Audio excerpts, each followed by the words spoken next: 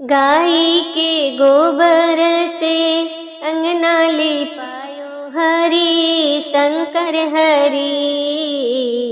गाय के गोबर से अंगना लिपायो शिव शंकर हरि।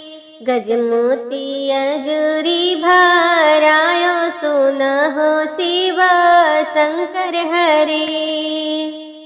गाय के गोबर से अंगना लिपायो शिव शंकर हरि। गजमोती अजूरी भरायो सोना हो शिव शंकर हरि।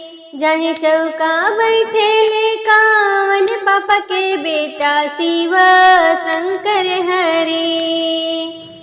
जाहि चौका बैठे ले कावन पापा के बेटा शिव शंकर हरि।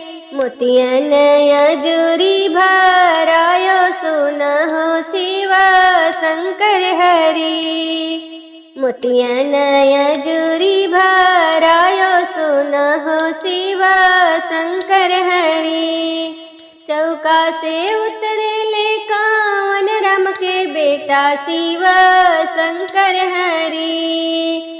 चौका से उतरे ले कावन राम के बेटा शिव शंकर हरि। कर ले पापा जी के प्रणाम सोना हो शिव शंकर हरि। कर ले चाचा जी के प्रणाम सोना हो शिव शंकर हरि। पाने सन पसरा बेटा फूले सन उगर घो नंदन हरि। पाने सन पसरा बेटा फूले सन उगर घो नंदन हरि।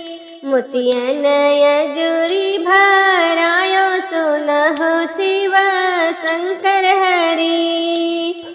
गजमोती चौका पुरायो सोना हो शिव शंकर हरि।